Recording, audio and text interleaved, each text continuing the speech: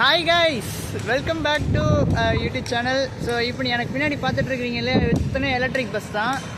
So இங்கே முல்லை நகர் பாரதி நகர் டிப்போவில் இருக்கும். Bharathi Nagar bus ஸ்டாண்டில் தான் நம்ம இப்போ நின்றுட்டுருக்கோம். ஸோ வாங்க, இனாகரல் சர்வீஸ் ஸ்டார்ட் பண்ணுறாங்க. இங்கே தான் இனாகரல் ஸ்டார்ட் ஆகுது. இந்த பாரதி நகர் பஸ் ஸ்டாண்டில் தான் நமக்கு வந்து எலக்ட்ரிக் பஸ்லாம் இன்னிலேருந்து விட போகிறாங்க. ஸோ வாங்க, அதெல்லாம் இப்போ கேப்சர் பண்ணுவோம், போகலாம். அண்ட் ஸோ கைஸ், இப்போ நீங்கள் பார்த்துட்ருக்கீங்க இல்லையா, இதெல்லாமே வந்து எலக்ட்ரிக் பஸ்ஸஸ் தான். ஸ்ட்ரைட்டாக ஷெட்டுக்கே வந்துட்டோம். நம்மளுக்கு இப்போ இங்கே பெர்மிஷன் கிடச்சிச்சு. நம்ம நேராக ஷெட்டுக்கே வந்தாச்சு. எங்கள் தாத்தா சொன்னார், நான் கிளம்பும் போதே அதெல்லாம் பெர்மிஷன் கொடுக்க மாட்டாங்க, அதெல்லாம் இல்லைன்னு சொல்லி அனுப்பிச்சிடுவாங்க அப்படின்னாரு. இன்றைக்கி அவர்கிட்ட காட்டுவோம் இதெல்லாம். ஸோ இதான் நீங்கள் பார்த்துட்ருக்கீங்க. ஸோ வாங்க, அங்கே போகலாம். அதோ அந்த இடத்துக்கு போகலாம். இதுதான் வந்து சார்ஜிங் ஸ்டேஷன் போல். இங்கே தான் வந்து பஸ்ஸெல்லாம் நிறுத்தி வைக்கிறாங்க. எனக்கு தெரிஞ்சு மேபி இங்கே தான் சார்ஜ் போடுவாங்களோ என்னவோ, சரியே தெரியல. ஏன்னா இப்போ நம்ம ஊருக்கு இப்போ தான் ஃபஸ்ட் டைம் எலக்ட்ரிக் பஸ் வருதா. ஸோ நம்மளுக்கும் அதே கொஞ்சம் கன்ஃபியூஷன் தான். ஸோ இது வந்து நான் ஏசி எலக்ட்ரிக் பஸ் இப்போ நீங்கள் பார்த்துட்ருக்கிறது. ஸோ வாங்க அப்படியே காட்டுறேன். லோ ஃப்ளோர் பஸ், நான் ஏசி லோ ஃப்ளோர் பஸ்ஸு. டோர்லாம் வந்து நம்ம முன்ன வந்து இந்த பெருங்குளத்தூரில் ஏசி பஸ் எடுத்தோம்ல, அதே கான்செப்ட்டு. ஸோ சீட்டிங் அரேஞ்ச்மெண்ட் பார்ப்போம். சீட்டிங் அரேஞ்ச்மெண்ட் வந்து கொஞ்சம் டிஃப்ரெண்ட்டாக நல்லா தான் இருக்குது. பட் இந்த பஸ்ஸில் வந்து இந்த எதிர பேஸ் பண்ணி உட்கார்ற மாதிரியான சீட்டிங் இல்லைன்னு நினைக்கிறேன். டோர் வேறு திறக்கல இல்லை, அதனால் நம்மளால் உள்ளே போய் சரியாக எக்ஸ்ப்ளோரே பண்ண முடியல. ஸோ பார்த்துக்கோங்கப்பா எவ்வளோ சூப்பராக இருக்குது அப்படின்னு சொல்லிட்டு.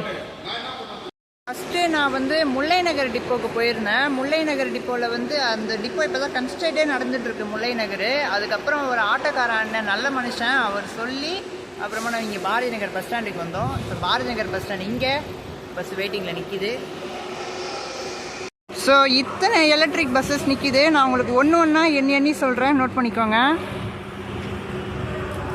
1 2 3 4, அங்கே 5 6 7 8 9 10 11 12, அப்பப்பப்பப்பா அடுக்கிக்கிட்டே போகலாம். அந்தளவுக்கு இங்கே பஸ்ஸஸ் வந்து நின்றுட்டுருக்கு.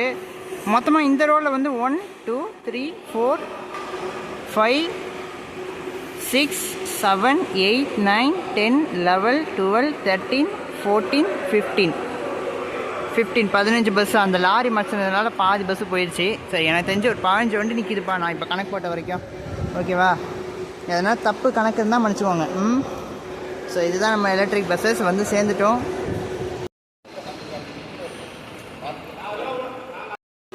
அண்ட் ஸோ அதோ பார்த்துட்ருக்கீங்க இல்லையா, இதுதான் வந்து எனக்கு தெரிஞ்சு இது இந்த பஸ்ஸுன்னு நினைக்கிறேன். அந்த அதுதான் ஏசி பஸ்ஸு போல் இருக்குது, எலக்ட்ரிக் ஏசி.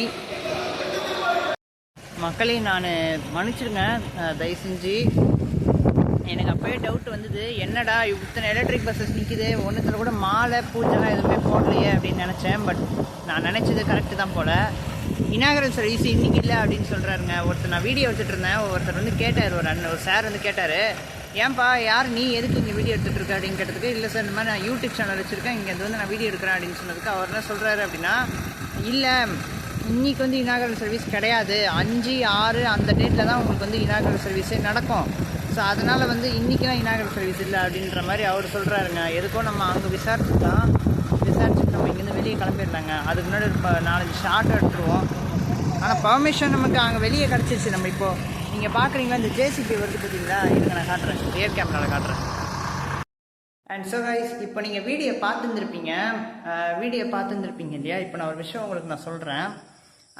நான் இந்த வீடியோ ஷூட் பண்ணிக்கிட்டே இருந்தேன் இல்லையா. சரி, ஒரு கட்டம் போட்டோம் அந்த பஸ்ஸில், நான் அங்கேயே டிப்போலே பெர்மிஷன் கேட்டு இது பண்ணலாம் அப்படின்னு நினச்சேன். ஆக்சுவலி அங்கே என்ன நடந்தது அப்படின்னா, நடந்த விஷயத்தை ஃபுல்லாகவே நான் சொல்லிடுறேன் இந்த வீடியோவில். என்ன நடந்தது அப்படின்னா, நான் வந்து நேராக வேசாட்பாடி ரயில்வே ஸ்டேஷனில் இறங்கி, ட்ரெயின் விட்டு இறங்கி, அங்கேருந்து ஒரு ஆட்டோ எடுத்து அதுக்கப்புறம் நேராக முல்லை நகர்னு ஒரு ஏரியா இருக்குது. அந்த ஏரியாவுக்கு போனால் அங்கே இப்போ தான் டிப்போ கன்ஸ்ட்ரக்ஷன் நடந்துட்டுருக்கு.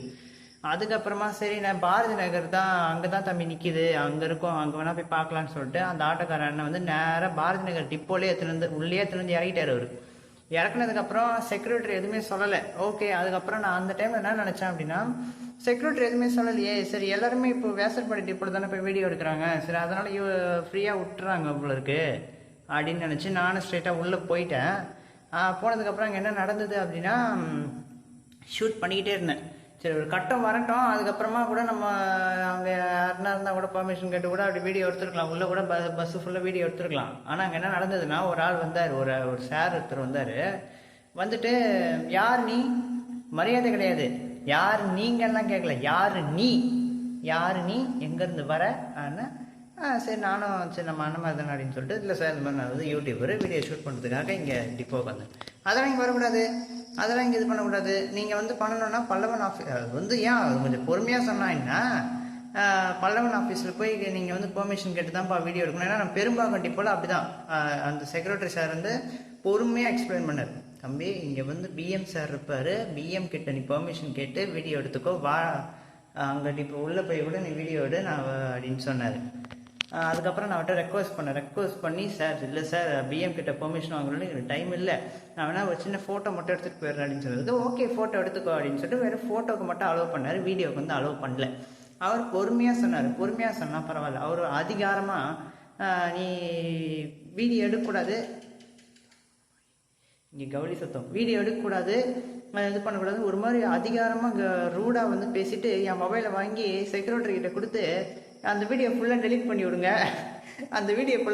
விடுங்கன்னு சொல்லி ஃபுல்லாக நான் அங்கே எடுத்தேன் பார்த்தீங்களா, பஸ் ஸ்டாண்டில் எடுத்தேன் இல்லையா, இப்போ நீங்கள் பார்த்தீங்க இல்லையா, இந்த ஃபுட்டேஜ் எல்லாமே டெலிட் பண்ணிட்டாரு. நான் அதை உட்காந்து 3 மணி நேரம் உட்காந்து அந்த ஃபுட்டேஜை மொத்தத்தையும் ரெக்கவர் பண்ணிட்டேன். என் இதில் வந்து எத்தனை தடவை டெலிட் பண்ணாலும் நான் வந்து அது சிஸ்டத்தில் கொடுத்து ஈஸியாக ரெக்கவர் பண்ணிடுவேன். அதெல்லாம் வந்து தேவையில்லாத நம்ம ஏன் பேசுவாங்க இதெல்லாம். சரி ஓகே, நல்லபடியாக இப்போ வீடியோ எடுத்துகிட்டு வந்தாச்சு. மேட்டர் என்ன அப்படின்னா, 3ஆம் தேதி வந்து முதலமைச்சர் ஐயா அவர்கள் வந்து திறந்து வைக்கிறாங்க, அந்த பஸ் வந்து விட போகிறாங்க அப்படின்னு சொன்னாங்க. நியூஸில் அப்படி தான் போட்டிருந்தது. அதை நம்பி தான் நான் வந்து அந்த பஸ் ஸ்டாண்டுக்கே போனேன். பட் செம்ம ஏமாற்றம், செம்மையாக பல்ப் வாங்கிட்டோம். என்னமோ அந்த பஸ் எப்போ வருதோ வரட்டும், வர்றச்சா பார்த்துக்கலாம், அதுக்குன்னு நம்மளால் வந்து அலைய முடியாது. ஸோ வர்றச்சா வந்து நம்ம வீடியோ எடுத்துக்கலாம். எப்படி இருந்தாலும் அந்த பஸ்ஸு வந்துச்சுன்னா மற்ற சென்னையில் ஓடிட்டுருக்க மற்ற பஸ்ஸு மாதிரி தான் அதுவும் மாறுமா இல்லை என்ன நடக்க போகுது அப்படிங்கிறது தெரியல. ஸோ அதனால் தப்பாக பேசியிருந்தால் மன்னிச்சுக்கோங்க. வீடியோ பிடிச்சிருந்தா லைக் அண்ட் ஷேர் பண்ணி சேனலுக்கு புதுசாக இருந்தால் சப்ஸ்கிரைப் பண்ணி வச்சுக்கோங்க. டாடா.